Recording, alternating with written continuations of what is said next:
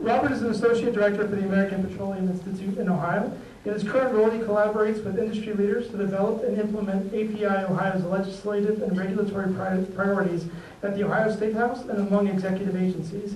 He's a member of the Columbus Bar Association and a member of the Board of Trustees of the Ohio Lobbying Association, where he serves as chairman of the Ethics and Professionalism Committee. Please help me welcome Rob. Thank you. Thank you for having me here. I really appreciate coming. My name is Rob Eschenbaugh. I am from the American Petroleum Institute, which is the National Trade Association for large energy corporations, and I'm going to talk to you today about a little bit about energy. I am in Columbus, Ohio. I work in the State House on a regular basis. I am a lobbyist, and I don't know, I assume most of you know what that is, but if you don't, I basically work on things that our member companies bring to us that are issues in the State House or regulatorily, and bring those issues up to legislators, to the governor's office, anybody who will listen to me, really. And I do that on a regular basis. I've been lobbying for almost 9 years now. I grew up in Youngstown, and I have been in Ohio my whole life. Went to Akron U and Toledo for law school. So I really appreciate being here. I try not to take too much of your time. And please, if you have questions, ask me, stop me. It's not going to bother me. But I'll go through this PowerPoint. Just tell you a little bit more about API. It's the American Petroleum Institute, as I said. We represent major energy companies. So our biggest member here in Ohio is Marathon Petroleum, which is headquartered in Findlay. And there's also a BP refinery in Toledo.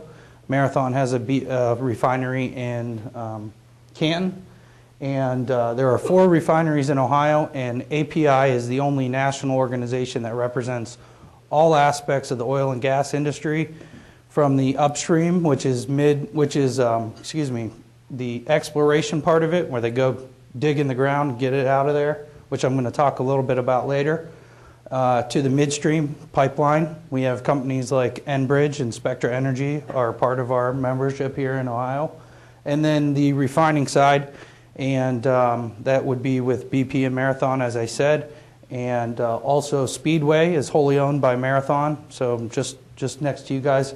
I also deal with a lot of those issues, cigarettes, liquor, whatever. We have the whole gamut of things. So I'm hoping to talk mostly about the upstream stuff today, since it's an energy part. And like I said, please ask questions if you have it. One of the things that's unique about our members is since they are such large companies, their portfolios are pretty diverse. So they have come into Ohio kind of in a slow manner. I don't know how much you all have heard about the shale boom, but there's a lot of stuff going on in eastern Ohio. And it's actually benefiting all of Ohio, and I'll touch on that in a little bit. But they went into Pennsylvania and they started drilling a lot, and they didn't find as much. Now Pennsylvania has what's called the Marcellus Shale. Ohio has what's called the Utica Shale. They're both rock formations, and our companies drill down into them and extract the natural resource. So here in Ohio, they're taking it a little more slowly. Not like in Pennsylvania, so that's why we haven't seen tons of activity yet, but in the next 3 years or so is going to be the height of the shale boom that's going to happen in Ohio. So over the last few years, as I said, we've experienced a stunning reversal of fortune thanks to technological innovations in the oil and gas industry. For decades, we've looked at energy policy in terms of an ever-declining domestic supply, but that view is no longer true thanks to technology. So along with these new opportunities are new challenges as well for marketers, for businessmen and women like you all, for our elected and appointed officials as well, and certainly for me as a lobbyist. There's all kinds of issues going on. I was telling the folks at my table that state agencies can't wait to get involved in the shale business. We don't necessarily think that's a good thing. We're all for reasonable regulation, But as far as we're concerned, sometimes it goes a little bit too far, and I assume, well, at least I know that you guys are somewhat familiar with that. So this is a slide of that the U.S. will require 12% more energy in 2040, and more than 60% of it will be met by oil and natural gas. Oil and natural gas is the bottom two parts, and then you have renewables a little bit on the top, and they are widening, as you can see, as it goes down, but it's mostly going to be oil and natural gas. They continue to supply most of our energy in the country. The Energy Information Administration, which is the government arm that tracks energy, says that energy demand will grow, as I said, by 12% between 2011 and 2040, and more than half the energy demand will be met by oil and gas. I am going to read a little bit of these statistics because I don't have them all memorized, but I'll try to be conversational as well. This is just a slide of Ohio's consumption versus its production. We consume 3 times more energy than we produce right now. We expect that to expand a little bit as far as production goes as more drilling comes on. This is a graph of our crude oil production and our natural gas production in the United States. And as you can see, it's already rapidly increasing and this is only, as I said, the beginning of the shale boom, at least here in Ohio. I'll talk a little bit about some other places here in a minute. So right here, this is a map of the shale plays in the lower 48 states in the United States. So these deposits of shale were formed from ancient sea basins millions of years ago, and shale gas and oil is tracked in rock pores, that are sometimes 20,000 times thinner than a human hair.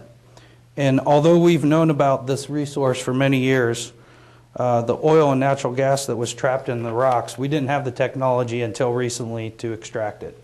So what has changed in the technology? On your left, there are traditional wells, and this is traditional vertical wells.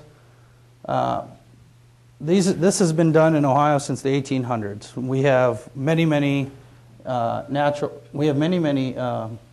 drilling going on for years, a century in Ohio. Now we have gone into horizontal drilling and hydraulic fracturing. So what has happened is the industry has combined hydraulic fracturing with horizontal drilling. And hydraulic fracturing has been used in a vertical capacity since 1947. So if I can just kind of explain it, instead of drilling all those wells, we just drill one well. It goes straight down, and they take a drill bit down and they curve it. And it's very slight, but it goes out, and they can go out about 3 miles. And it kind of goes out in a wagon wheel, all from one spot. So so what's different is, as you can see the layers of rocks here, you could only get some when you go down to the bottom. So, but picture going horizontally across those layers, you get that whole layer, and that's what the new technology is. So they break the rock as they go. It's pressure from water and some chemicals, and then all the energy comes up. So here is it's kind of hard to see on this map, but it's the current state of the Utica Plate in Ohio.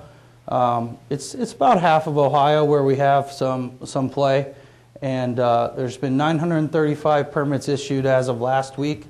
735 wells have been drilled, and 300 are in production. So production means they're actually producing a gas or liquids that are coming out. One of the reasons why they aren't all in production is some of them have been dry wells. They haven't found gas or oil. Others have been drilled but capped because there isn't enough midstream activity, pipelines, capacity to be able to process it or move it. So there are numerous projects going on to be able to capture that going forward in the next few years. But that's one big issue for the industry right now. We don't have anywhere to put the gas. Sure, Roger. Quick question. Well, I can't really give you a dollar amount on it. There are on ODNR's website, Department of Natural Resources. I don't have the exact information. I wouldn't want to give you false information, but there is what I can tell you is there is a significant decline rate in a well, meaning the first 2 years, 3 years, 4 years you have it, you're getting a lot more out of it than you would over the life of the well. So it depends on how good the well is. It depends on where it is, how much pressure it is. It's kind of hard to give you an average on it. So this is just United States shale production is offsetting the decline in production from other U.S. oil and natural gas resources. So this is crude oil production by source on the left and dry gas on the right. And just to give you another stat, in 2005, North Dakota, and there's a big shale play going on in North Dakota in the Bakken Shale, they were producing 90,000 barrels of oil per day. Today, they are nearly at 1 million barrels of oil a day, and it's just going up. And this is only the beginning. Having an abundance of the natural gas and oil from shale and other tight formations is changing our vision for energy here in the United States, certainly here in Ohio. This is just a graph of natural gas prices versus crude oil prices. And I think I'm probably getting into some things that you guys really care about here. We don't forecast on any prices, but it's just a graph to basically show you how much the natural gas price has fallen. And the natural gas market is more regional than it is global, so that's why the price is different, or at least the decrease versus crude oil is different, because there's a lot more domestic natural gas production going on right here in Ohio. This number, 1,200, is shale energy can lead to American prosperity. So this is $1,200 a year is the average savings for a consumer because of what natural gas prices have done since 2008. And I'm going to show you a graph here in a minute. That's just for your average home residence. This is for your industrial. So just in 2008, which, as you know, wasn't that long ago, natural gas was $9.65 per 1,000 cubic feet, MCF. And now it's down to $3.89. Actually, today it's at $4.82. It's up a little bit right now because of the winter, but it'll likely go down. Well, I shouldn't say that, but it's up right now in the winter. But you can see that the consumption has gone up as well, and that's definitely due to the cheap energy and the low prices there. It has dramatically fallen since 2008. So as you can see, the industrial sector's expenditures on natural gas have been cut in half from $64 billion to $28 billion. Hopefully some of you are realizing those savings. And overall, for the industry, next one, it's $36 billion. So between 2008 and 2012, the industrial sector natural gas consumption has increased 8.3%, but expenditures have fallen 56%. And this is just obviously, the industrial sector is benefiting from the low natural gas. They lower costs of both raw materials and energy.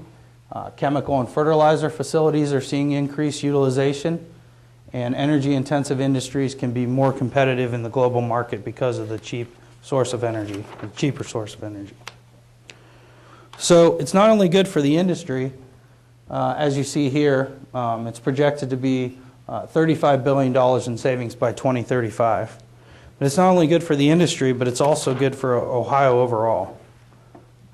In terms of tax revenue, the development of shale resources generated almost $74 billion in federal, state, and local tax receipts in 2012, and is expected to reach $126 billion by 2020.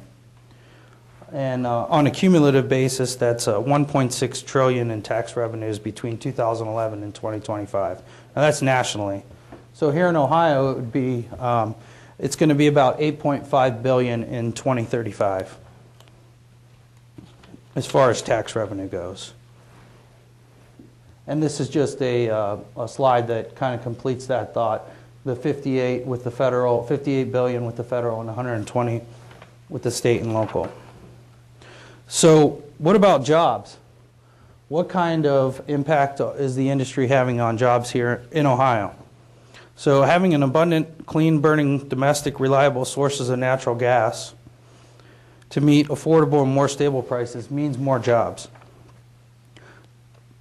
Just in jobs alone, natural gas resources supported more than 2.1 million jobs in 2012 and could grow to as much as 3.3 million in 2020. This is the executive summary from the Ohio Department of Job and Family Services that is from January of 2014, actually, and it shows you core shale-related industry employment, which is pipeline construction or well drilling, is up 56.4%. And this is from 2011 to 2013. Ancillary shale-related industry, which is freight trucking and environmental consulting, those are examples of it. It's up 2.9%, and the overall industry was up 2.9%. The exciting thing for Ohioans is the average wage across all industries was $44,532. The average wage in core shale-related industries is over $70,000, just about $25,000 greater than all other industries. And in ancillary industries, it's about almost $15,000 more. And as I said before, we're just in the very beginning of this in the shale play here in Ohio. So these are encouraging numbers, and we hope that it's going to get even bigger than this. This one is probably the most interesting for you guys. It certainly was for us when this report came out. So in the core-related areas, the largest percent of growth in employment was in the Nelsonville region with 111%. And I'm actually not sure why, but I'm going to try to find out why. I don't know if they put something there or not, but it's closer to the shale play, which is probably the reason why. But in the Dayton region, it was second at 61.8%. And in the ancillary related industries, the largest percentage growth, of course, was in Nelsonville and then Columbus at 4.9%. So it looks like Dayton is doing pretty well based off the core shale-related jobs, 42.6%, which is from 94 jobs to 134 jobs, or 40 jobs in the fourth quarter. So it doesn't sound like a lot, but also in the ancillary industries, it was an increase of 177 jobs in the fourth quarter of 2012. We hope that's going to increase, and that's one of our messages that we use when we go to the State House, that it's not just affecting the shale play area, but it's affecting companies and employment all over the state. So hopefully you guys see more of that here in Ohio, here in Dayton. This is just a graph again of what I was saying earlier. The average wage is higher in the shale-related industry than it is in most other industries. And if you want to see that graphic later, I'll be happy to share it with you. Did everybody hear the question about us possibly driving up wages? I think the way I can. For a short term, you're going to be gone in 20 years. I mean, you're just not going to be there. Well, I don't think we're going to be gone in 20 years. Our companies are making major investments here in the state of Ohio, and their long-term outlet is 30 to 40 to 50 to 60 years in Ohio. And the resources there, if the resources there, will be drilled. But to answer your question about the increase, I think a lot of it comes down to, and I'm really just speculating on this, but it's things that we've heard, is it is hard to find workers, and it's competitive out there, and they have to pay higher wages in order to get them. I think that's what's increasing it, but I'm not an economist, so I don't know the answer. I don't know if that answers your question or not, but. Have you been to the Houston market to see what happens? I understand what you're saying, and I have read about the Houston market, and our companies are competing with each other to get personnel. I think part of a big problem is, and API is working on this a lot in Ohio, is workforce development.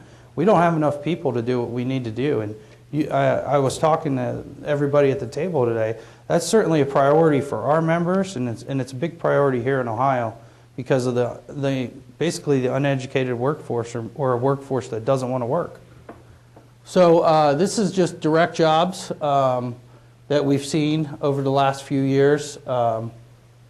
Next, and then indirect jobs, and then the next slide is throughout the whole state. Actually, you went too fast, Amanda. That's okay. But You know, the point of it is to show that, as I said before, there's stuff happening all over Ohio. So as you can see, it really is just not just in, obviously it's heavily geared toward the shale play, but there's jobs happening all over in Ohio. And our hope is that that's going to continue, that we get better at getting the resource, we get more resources so we can reinvest into the resource and pull more out and create more jobs. So what else can we do for energy? I'll just end on this. Is one of our major issues is the Keystone XL pipeline. I'm not sure how familiar you are with that, but it is a pipeline that has been under review by the President's administration for about 5 years now, and it's something that we'd like to see get done. We believe that it will result in energy, more energy security for the United States and North America, being able to develop our oil here in North America rather than getting it from overseas. This is just kind of a chart of what we think could happen with the Keystone pipeline if it is approved. Within 10 years, we'd go from 53% U.S. oil production to 72% U.S. oil production, and that would be right here in the United States. Lastly, I'll just end on this. For the most part, Americans are supportive of the natural gas and oil industry. Certainly, importance of energy security is the number one thing that most Americans polled were. More jobs is second, as you might imagine, and lower energy costs, which I know are near and dear to your hearts, is third. So that's all I had. If there are any other questions, I'm happy to take it.